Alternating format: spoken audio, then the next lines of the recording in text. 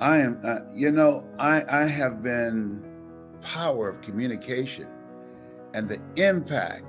Our children are watching us and they're listening, and they need to see positive examples. And if you believe that you have a voice, that you have a story, that I read something that really grabbed me. It said, write a book worth reading or live a life worth writing about. Let me repeat that again. Write a book worth reading. Her book is now #1 on the New York Times bestseller list. Or live a life.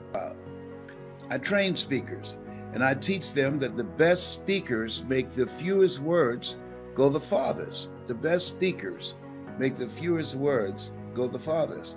Something that I've considered a masterpiece that you just could not take exception to, and you just had to sit with some of those quotes in there and just take it in for a minute. You just couldn't digest this because it was potent. You did a little chaser with it. It was potent. If you believe that that's important, because believe me, we have so many young people who have it like that, and we don't get a chance to see them. We don't. She is not the exception. Okay, there are many, but unfortunately, the media don't focus on them, and that's why I'm so grateful. I want to share something with you that I want you to write down. The best speakers make the fewest words go the farthest. She clearly did that. The best speakers make the fewest words go the farthest. To be or not to be, that is the question. Ask not what your country can do for you. Ask what you can do for your country. That when you are able to communicate and be selective of the words that you use, that will be deep and penetrating, and people have to marinate with it and meditate on it for a minute. That speaks for itself. Here's something else. She didn't just speak the words. I want you to keep this in mind about great communicators, people that I'm training. My classes have been filling up and running over. People now see what I've been talking about, the power of communication, that she experienced them. You know that these were not just words that she was sprouting out, that this was who she is. And we felt that in every word that she delivered. And that's very important. It was not just a reciting something that she wrote, but identifying with and being at one and congruent with the words that she spoke. And that's why we felt it. That's why we felt it, not just in terms of hearing it, but we heard it in our ears and in our hearts. And so it's one thing to recite words, but there's something else to experience the word. The other thing is that where there was limited television viewing, that's major. There are algorithms on computers and television that's literally programming all of us, and particularly our young people, and warping and corrupting their thinking and their vision of themselves. And so I want to ask you, what is it you want to do with your life? The air feels better.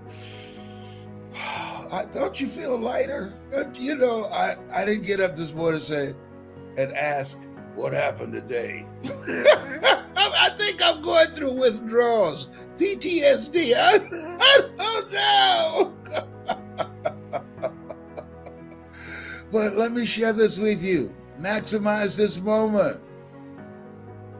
Yes. Just think about this. I see this as a God moment. a God moment to look at yourself, at your goals, at your dreams, look at our children, look into the future, look behind and thank God, look around and praise God, look ahead and follow God, go within and seek God. And at this point in time, this is a time to take charge of your mind, number one, of putting positive things in your mind on a daily basis. I want you to go to hungrytospeak.com. We got some motivational messages there for you to watch and to listen to on a regular basis. And for those of you that would like to be coached and trained by me to teach you how to use your voice, and now more than ever. Why? Well, number one, there's no such thing as job security. And your ability to communicate, it's your superpower. It's your superpower, your ability to communicate. There's no way that I would have been able to be successful in television and radio and becoming a state legislator in Columbus, Ohio, or doing what I'm doing now, speaking nationally and globally around the world virtually. I don't travel anymore. Don't want to do that. Homie don't want to do that. And neither does Tyrone. But that's another conversation. But this is a time in the attention economy. Listen to me. In the attention economy, in order to call attention to yourself and hold the attention and to motivate and inspire and direct the attention, your ability to communicate is your superpower. Warren Buffett said, not being able to communicate is like being in a dark room with a woman and wink. He says, nothing happens. Nothing happens. And so this is a time in order to advance your career in corporations. They're saying that your ability to communicate, your communication power, your presentation power is more important than your technical skills, because you got to work with people. You got to be able to communicate ideas and concepts and get things done and create an environment of people being together, even though they are far apart. And the people who can communicate in this world, in this new world order, in this environment, are the people that are going to win, are the people that are going to dominate their market, are the people that are going to be the effective leaders. A communication, it's your superpower. Invest in yourself. Put in the time and the effort to learn. And when Warren Buffett graduated from Harvard University, the first thing he did was he took a communications course. And so when I think about my life, there's no way that I could have accomplished what I've accomplished in millions of lives that I've been able to touch had I not been willing to invest in myself to develop my communication skills. When I had Mr. Leroy Washington at Booker T. Washington High School in Overtown in Miami, who said, young man, once you open your mouth, you tell the world who you are. And I don't say this to impress you, but to impress upon you.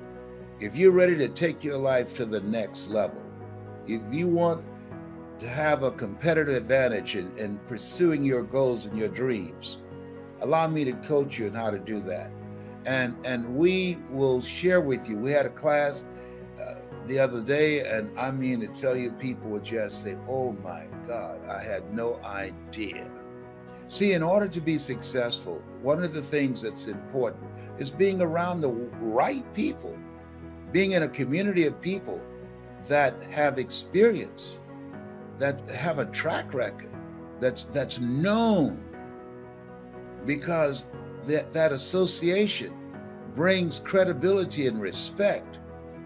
And so this is a time that you want seasoned, experienced, trained eyes looking at you and helping you to connect with your power voice, helping you to begin to develop the greatness that you have within you, helping you to begin to manifest the potential and to bring out the greatness that you have lying dormant in you right now, to develop new relationships, to build national and global networks of people who believe in you, who trust you.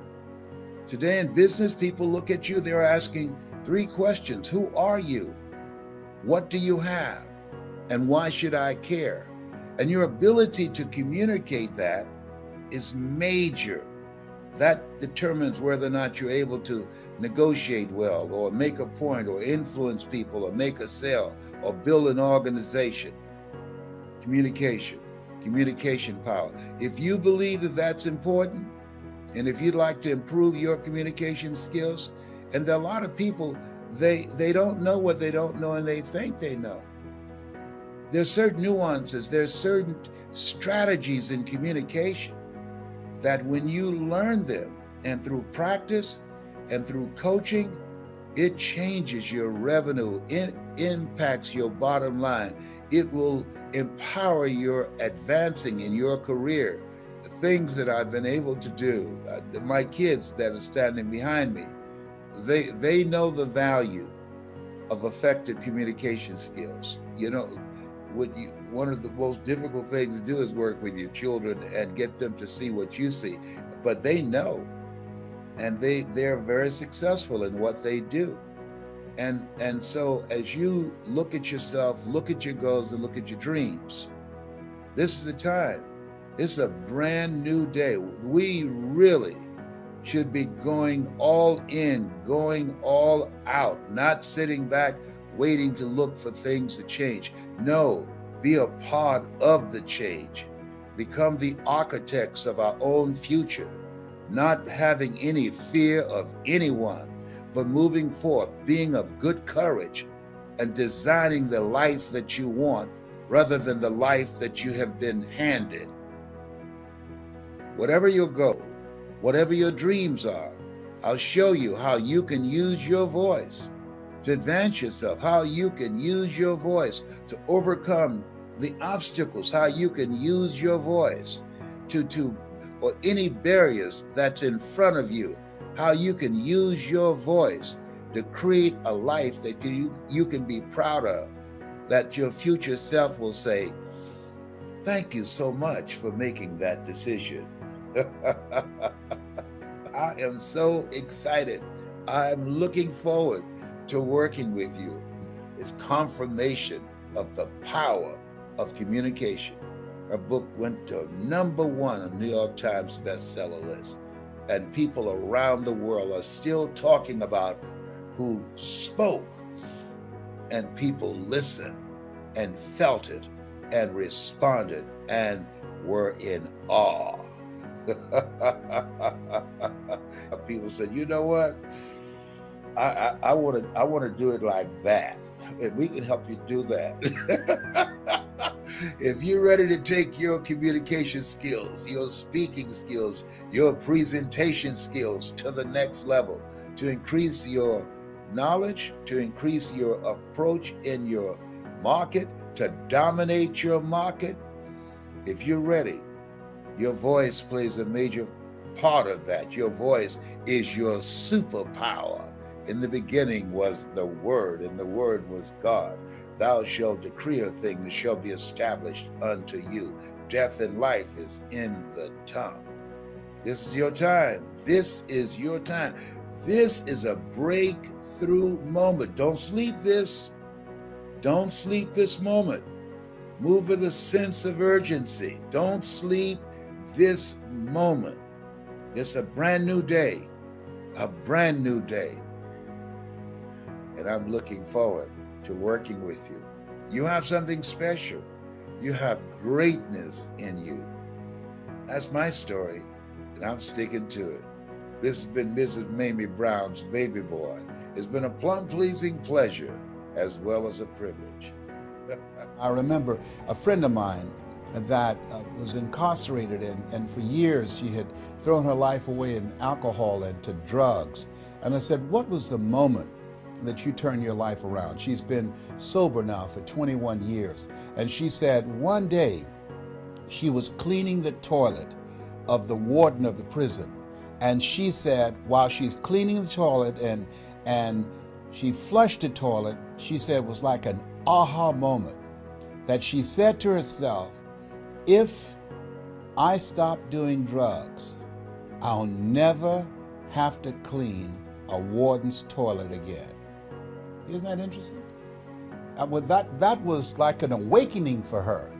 And from that time to this time, she never touched a glass of alcohol. From that time to this time, she stopped using drugs. From that time to this time, she stopped associating with her friends who were still into drugs. And many to this day, those that are not in jail or those that are not dead yet, that moment, all of us have moments in our lives when it's a wake-up moment. I remember I was 10 years old and working with my mother, and she was on Miami Beach and working for families, wealthy families, and cooking for them. And we ate the food left over from these families that she cooked for.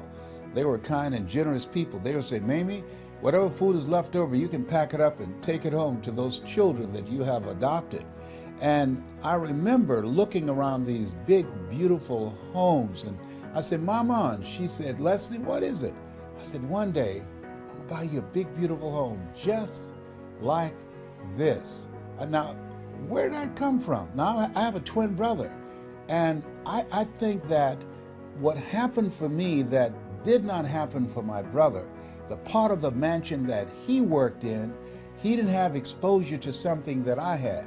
The owner of this home, this wealthy man, he was playing motivational messages every day. I had to keep his office clean and the ashtrays clean of his cigars, and I had to vacuum and dust the bookshelf. But while I was doing that, I was listening to these messages. We become what we think about, by Earl Nightingale.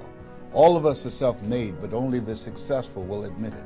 Always strive to get on top in life, because it's the bottom that's overcrowded. I did not know at the time that my mind was being programmed. See, if you look at yourself and look at your goals and look at your dreams, here's what I know. You have to really program your mind for success. You have to program it deliberately because of that exposure. My brother didn't get that. He was in another part of the house. But because of that exposure, it did something for me. It changed my mental blueprint. And I can say to you, that as you take the time every day, if you didn't do anything but 1 hour a day, listen to things to build your spirit up. Listen to things to fortify your faith. Listen to things that will cause your mind to grow and to expand. I can tell you, based upon my own experience, there are things that you can do that you don't even realize. As you are such a powerful speaker, you spoke about powerful speaking. How did you become such a powerful speaker yourself? Well, people say that I'm a powerful speaker. I think I'm a much more effective speech coach. But I study. I believe that as you look at yourself and you have the sacred opportunity to speak to audiences, to inspire them, because at the end of the day, when we speak to an audience, there are three things that we want to accomplish. We want to change their collective thinking, that's number one, and how they see themselves and the story they believe about themselves. The second thing is that our goal is to not only change their thinking, but to broaden and to expand their vision of what's possible in their lives. And the third thing is to inspire them to become, as Mother Teresa would say, to become a pencil in the hand of God and start writing a new chapter in their lives.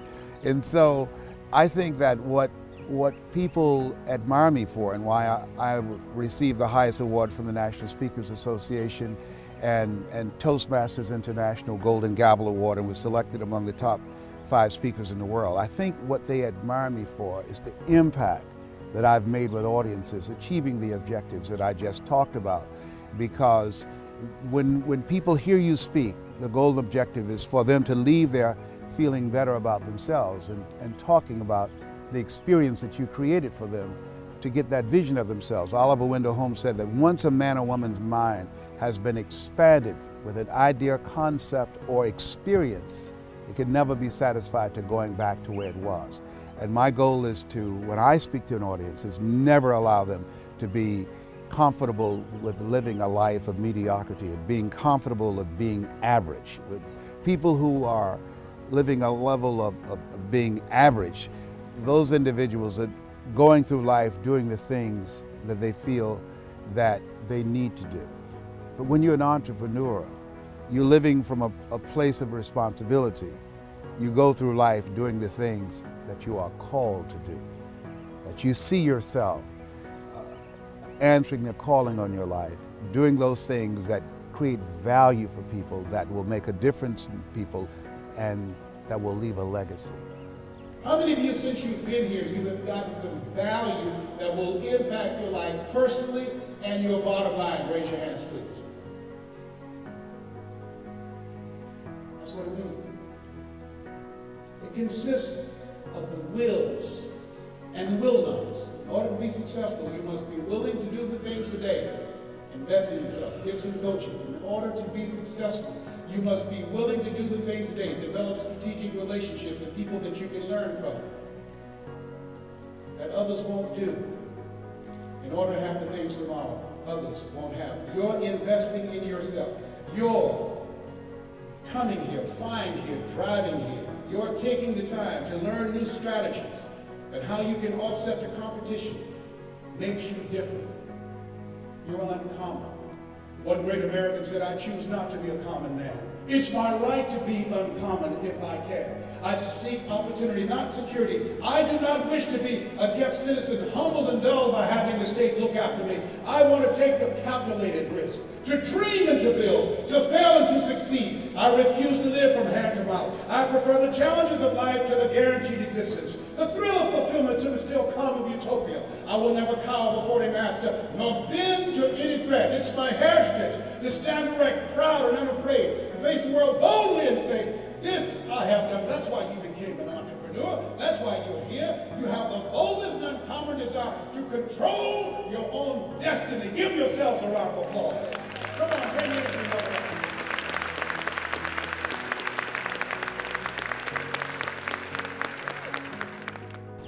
How do you get ready for an important speech?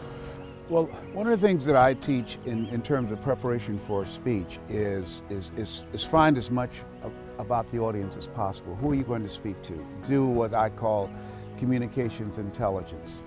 You want to get all the information about that organization, the mindset of the audience, what are the goals and objectives they want to achieve. We have a needs assessment that we will provide for you. What is it that these entrepreneurs are looking for? What are their strengths? What are their weaknesses? What do they bring to the table of business? How do they see themselves locally and globally in the scheme of things? What is it at the end of that presentation that you want people to walk away from? And then what I do is craft a message. And in the embodiment of that message, in that presentation, in that workshop, the things that will allow them to achieve those objectives. If it's to improve their skill set, if it's to expand their attitude and their vision of themselves and what's possible for them, if it's to challenge them and to inspire them to take their lives to the next level.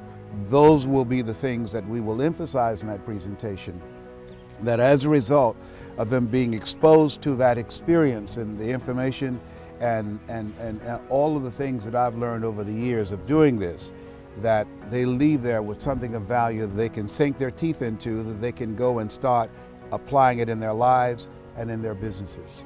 When did you know what your mission was? You know,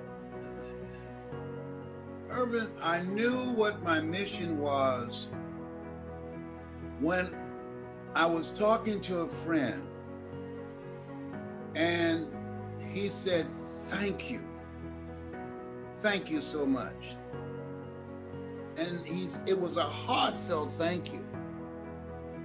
And I said, "What's going on?" And he said, "Man, I was about to do something stupid. Thank you so much for taking the time to talk to me. And you made me laugh." He said, "You are so crazy, man. You made me, I was furious." And come to find out, he found out that his wife was cheating on him. And he said that he was not going to experience that pain by himself. He's going to kill her. He's going to kill her lover. and he was going to kill himself. And he heard my voice, and he said, "Thank you.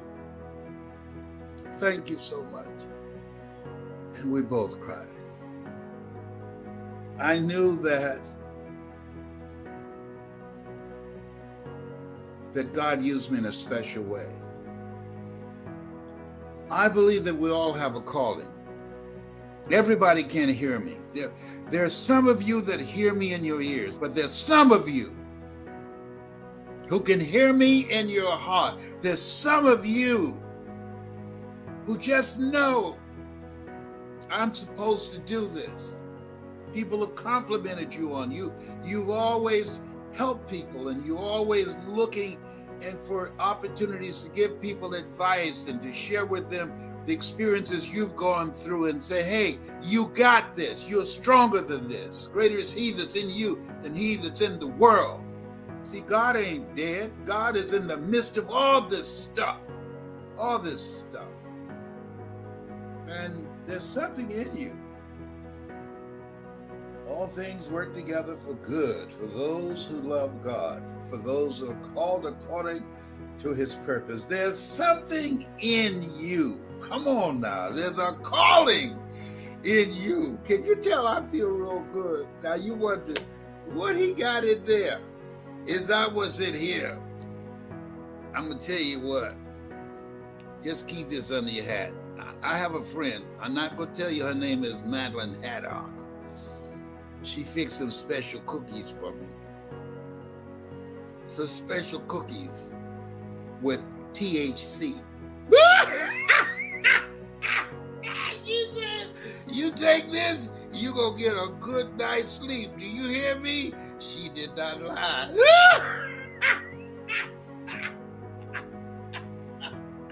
I don't know. I had to break them up because the first time I ate a whole one all by myself, then I saw myself on a merry-go-round and all these different colors and everything.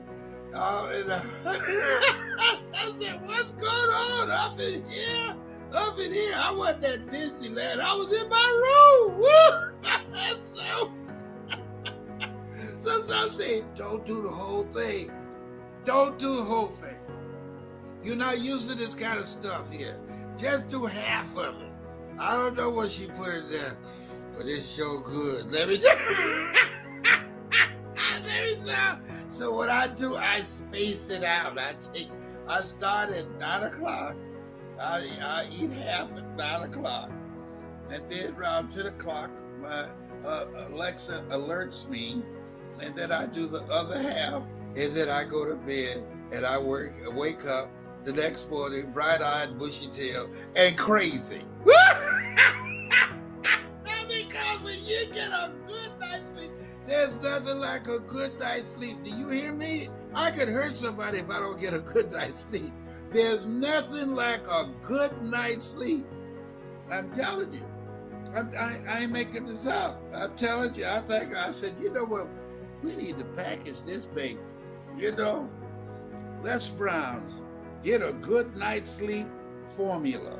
Cookies that help you sleep through the night and wake up giving motivational messages. Yes, I can. Yes, I will.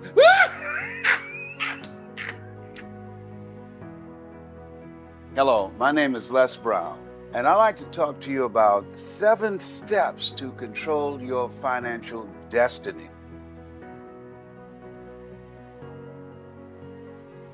I want you to take the time to listen, and I encourage you to listen to it again and again and again, because sometimes when you hear something at a different time, your life is in a different space, and you hear some things that you did not hear the first time, like going to see a movie that you've seen before. There's some things that you'll see, you say, whoa, I didn't see that first time. So the same thing in expanding your consciousness and beginning to elevate the quality of your thinking.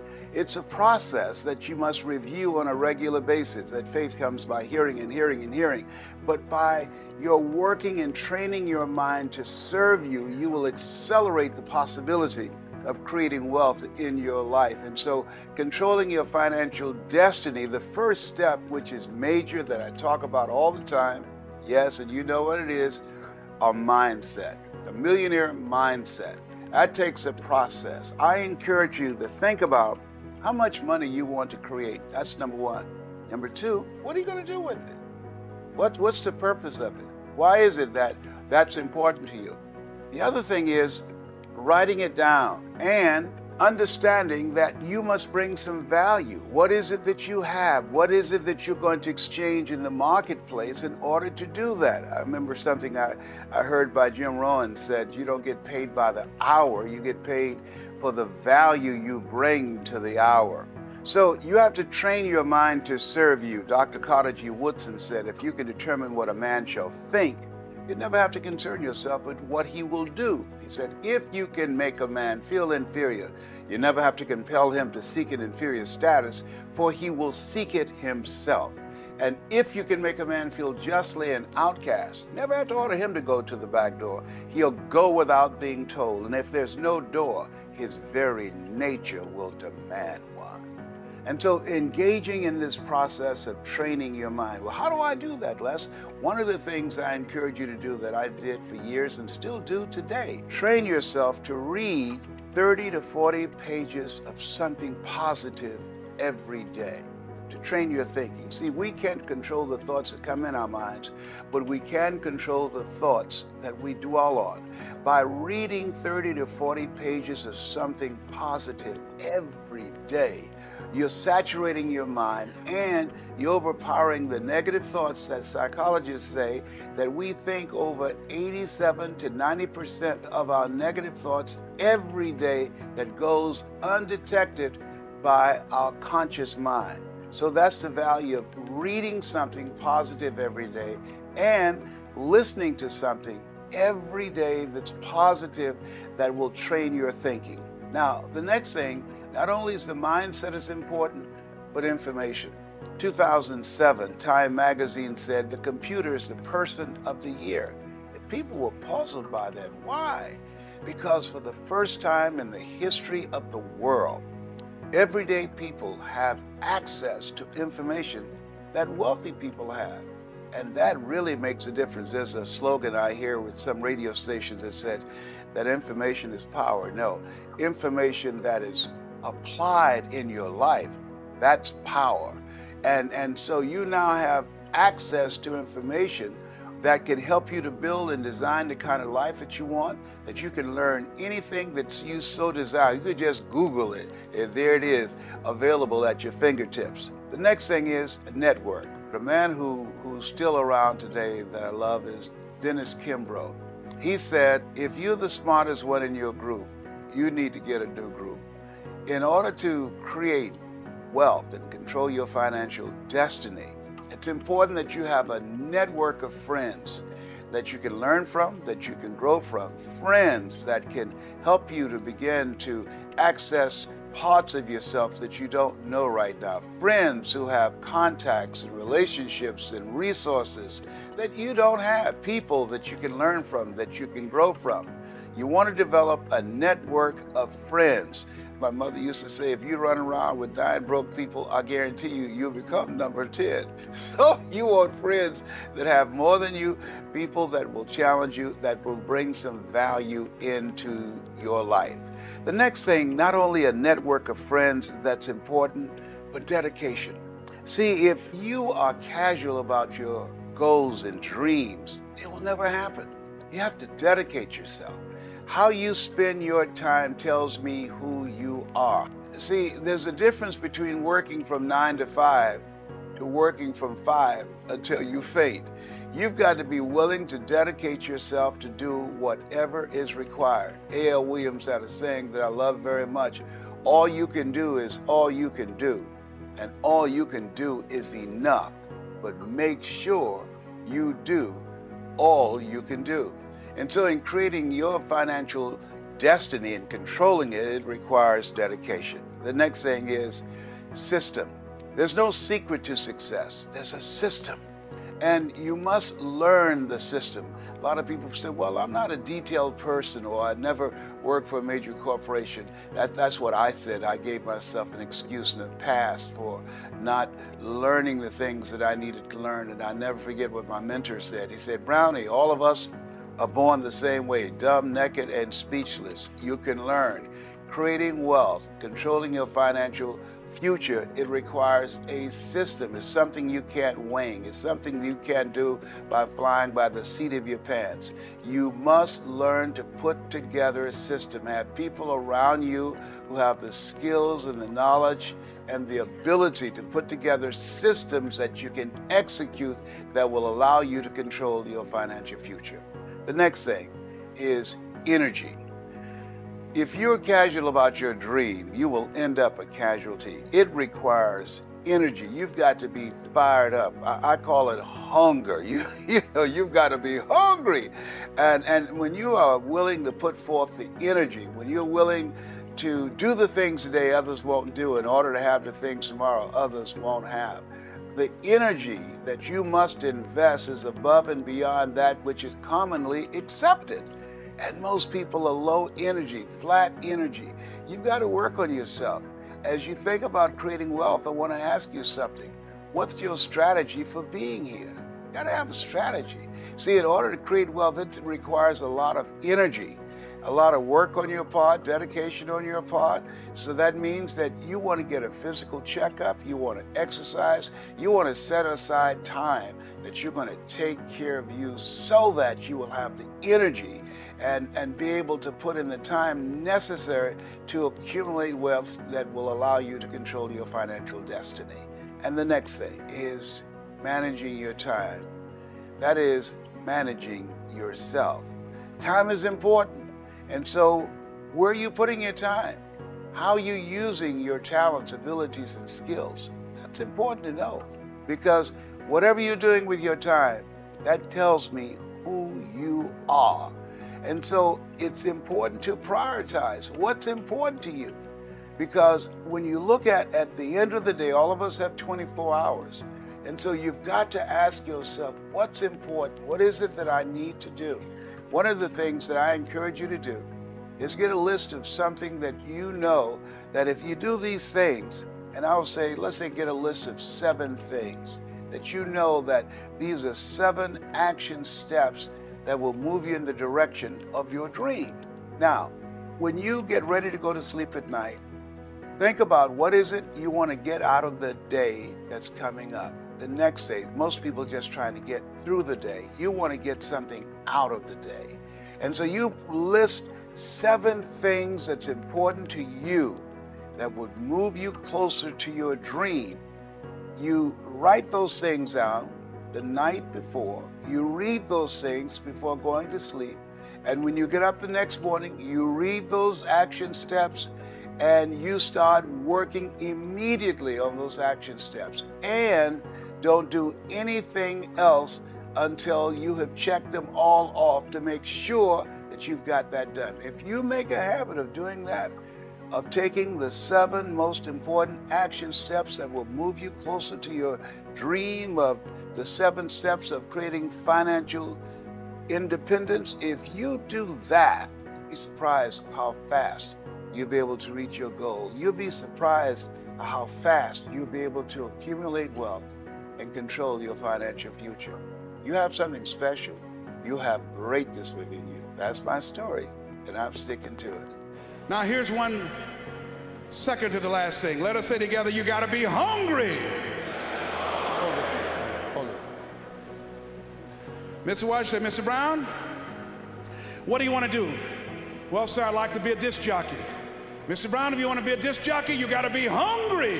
What do you mean by that, sir? You've got to be willing to do the things that others won't do in order to have the things tomorrow others won't have. He said you got to work on yourself, develop your mind. You don't get in life what you want, you get in life what you are. Always strive to get on top in life, because it's the bottom that's overcrowded. You got to be hungry. I said, yes, sir, I'm hungry. I want to be a disc jockey, sir. He said, is that right? I said, yes, sir. He said, start listening to Paul Harvey. Start listening to people who are effective communicators.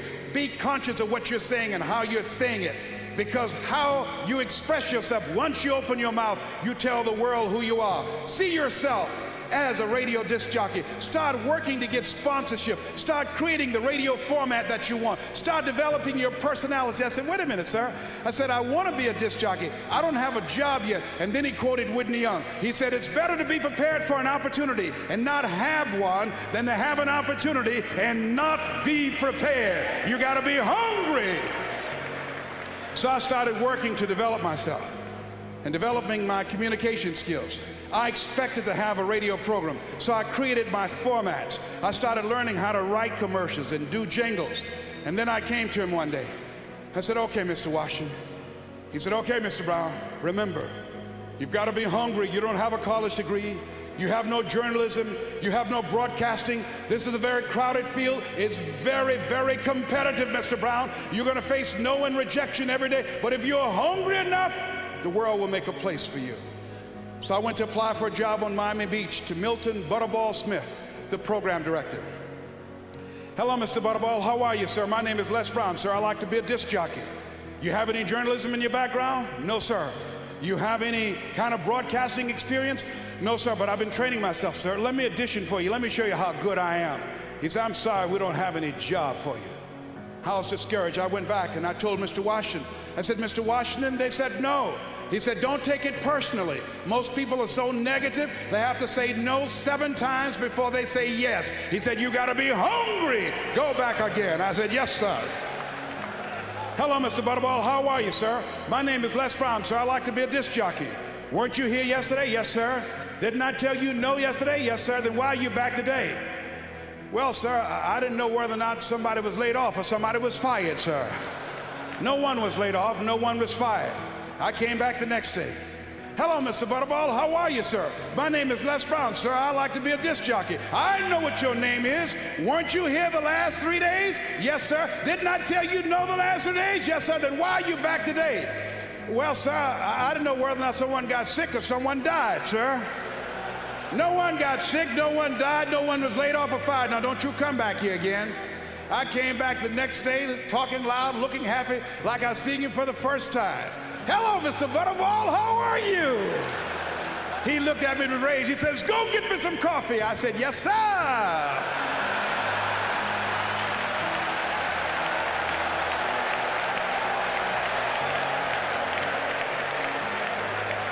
Sometimes you have to stoop before you conquer. You got to sacrifice before you reign. So I became the errand boy for the disc jockeys. I'll go get their lunch and their dinner, and I'd stand in the control room, and I would not leave until they would ask me to. Then pretty soon, they trusted me to pick up entertainers that came to town. Entertainers like Diana Ross and the Supremes and the Four Tops and Gladys Knight. I used to drive them all over Miami Beach in the disc jockeys' big long Cadillacs. I didn't have any driver's license, but I was driving like I had some.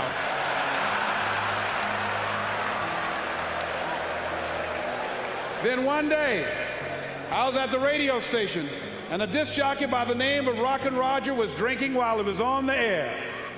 He was slurring his words. It was obvious he was so inebriated he couldn't complete his show. And there I was looking at him through the control room window, walking back and forth, young, ready, and hungry. I was saying, drink, rock, drink. Drink, rock. I'd have gone to get him some more if he'd asked me to. Then pretty soon the phone rang. It was the general manager, and I answered the phone. I said, hello? He said, young boy, this is Mr. Klein. I said, I know. He said, Rock can't finish his program. I said, I know. He said, would you call one of the other DJs in? I said, yes, sir. I hung the phone up. I said, now he must think I'm crazy. I called my mama and my girlfriend Cassandra. Said, y'all come out on the front porch and turn up the radio. I'm about to come on air.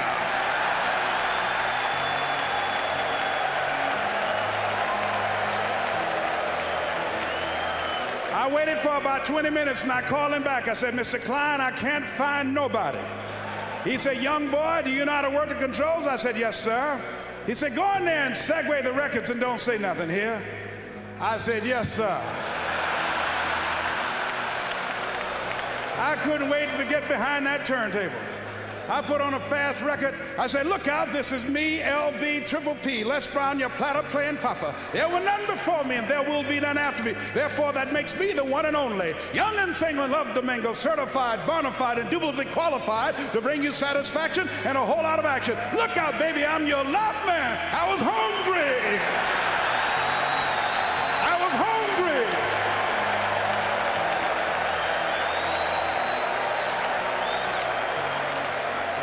Shake somebody's hand on your right and left and say, you gotta be hungry.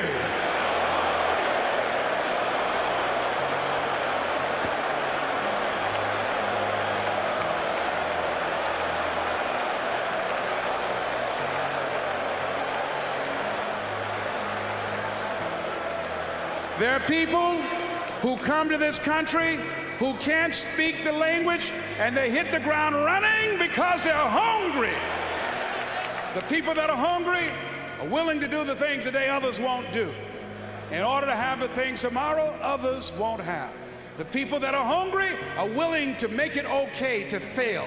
They're risk takers. The people that are hungry are willing to reinvent themselves, to develop themselves. They know you don't get in life what you want, you get in life what you are. The people that are hungry have goals and practical steps that they engage in day and day out. And so this conversation is about developing your superpower. In the beginning was the Word. See, our parents give us our bodies and our facial features and our physical features, but God give us our voice. In the beginning was the Word, and the Word was God and dwelt among men. Our voice. Death and life is in the tongue. Most people speak more death than they do life. Our voice. Thou shalt decree a thing, and it shall be established unto you. Oh, come on now. Come on. Our voice. You want to change your life? Seek ye first the kingdom of God and his righteousness, and all these things shall be added unto you. When shall the kingdom of God come? The kingdom of God cometh not by observation. They shall say, it's neither lo there, lo here. Behold, the kingdom of God is within you. It's within you. Woo, wow. Our voice, the kingdom is voice activated. That's why when you encourage someone, you stir up something in them. That's why when you speak, that you're able to ignite and release the kingdom of stories of greatness and potential and artistry, and enable them to expose themselves to a part of themselves that they can't go to by themselves, and that when you spoke, you exposed them to the kingdom of potential in them to live a larger life, to live the life that they were chosen to live their calling. A job is what you get paid for. A calling is what you're made for.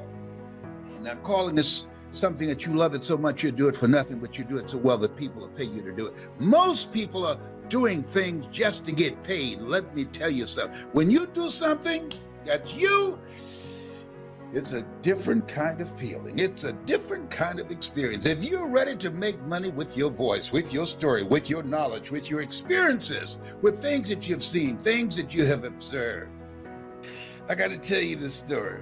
Listen, you won't believe this. This is going to blow your mind. You won't believe it, and you're going to believe it. It's shocking.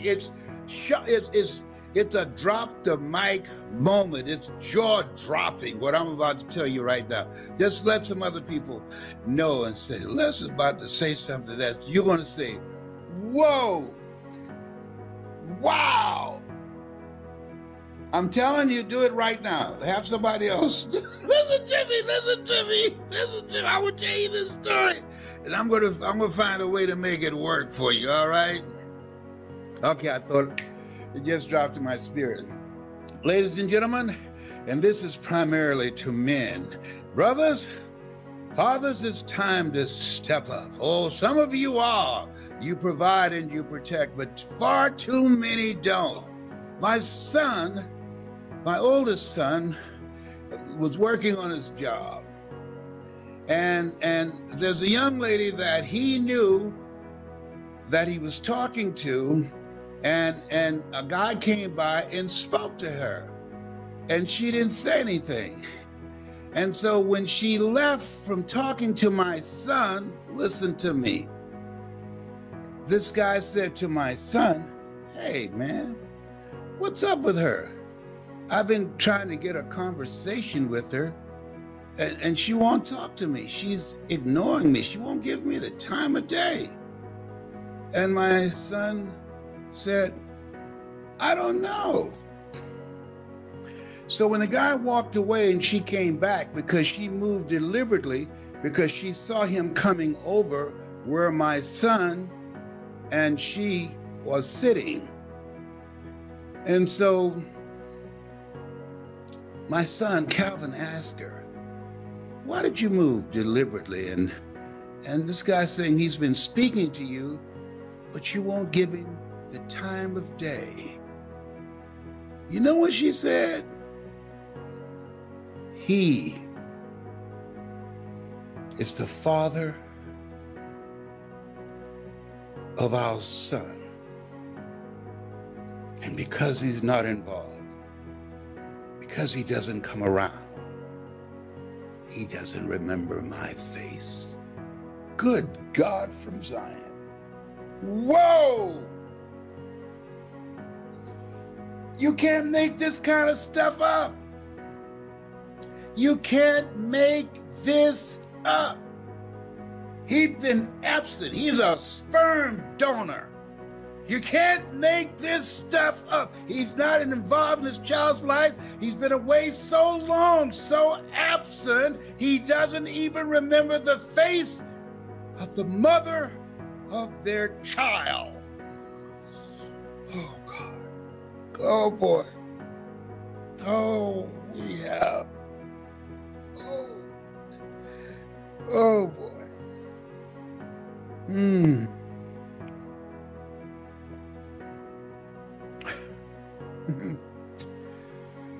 You can't make that up. That's heavy. That's drop the mic.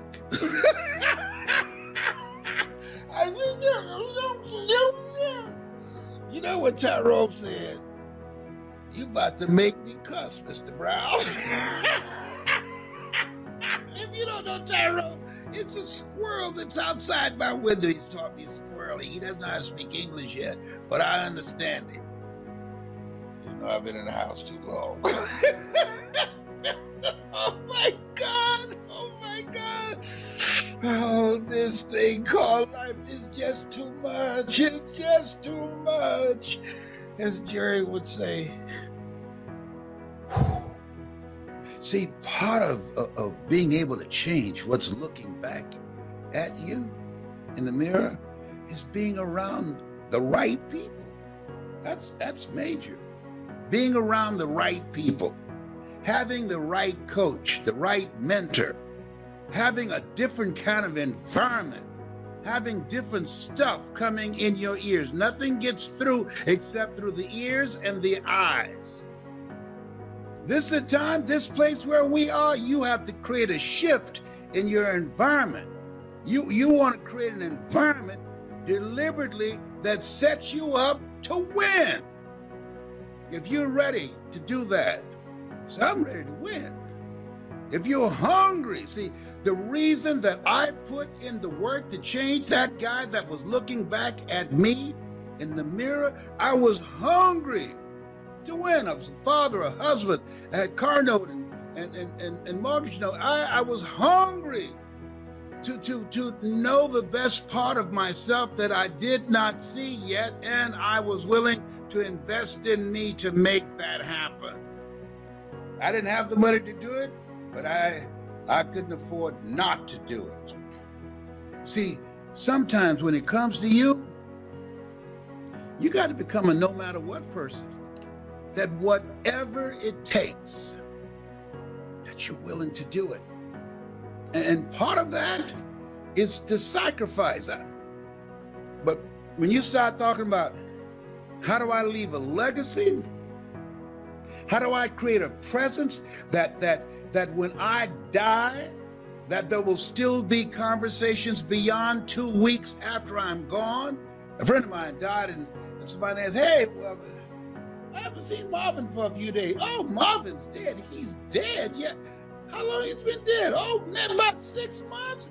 Are you kidding me? I didn't know. You know why I didn't know? Because Marvin's life was so inconsequential. His presence was not missed. Now, most people, when they die, their presence will not be missed. But there's certain people, when they go, the word will go out. The word will go. John Lewis, oh, the word went out. Elijah Cumming, the word went out. These are some bad brothers up in here. Aunt Boo Boo, Cicely Tyson, that's what we call her, Aunt Boo Boo. Cicely Tyson, when she took her last breath, the word went out. Her presence was felt. She made an impact. Those brothers made an impact with their lives. We're here to make a difference.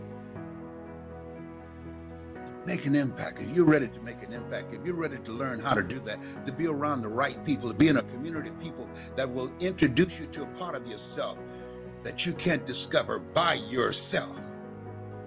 If you're hungry, you gotta be hungry. And this place where we are right now, you wanna make it? Some stuff's about to happen. The bottom's about to drop out. With 47 million jobs being taken over by artificial intelligence. I saw online the other day, they had a robot jumping rope. I'm not making this up. A robot jumping rope, making salads, pouring drinks. Excuse me? I'm not making this up. This is the time you have to reinvent yourself to stay ahead of technology. This is the time you want to give yourself a competitive edge, because that's what you have to do. If you're around people who are on the same level that you are, who have not done what you've done, that you can't learn from, if you're around people who don't lift your spirit, people who don't inspire you, people who don't hold you accountable, people who don't challenge you, people that you can't learn by, you earn within $2,000 to $3,000 of your closest friends. You around me, you learn how to earn $70,000 an hour or more. Why? Because of the relationship.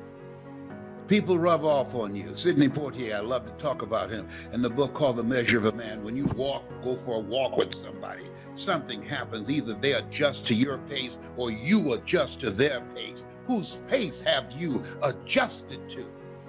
And most of us have been adjusting to the pace of people below us, people who have no goals, people who have no dreams, people who are doing the same thing day in and day out.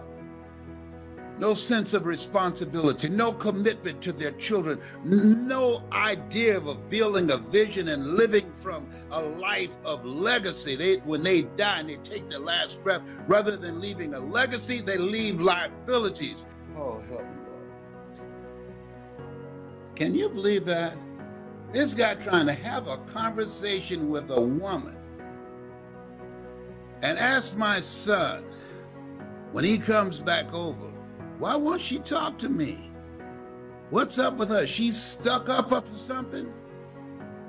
And when my son asked her when she came back, when he left, what's up? What, you don't like him? Well, I know him very well. We had a baby together.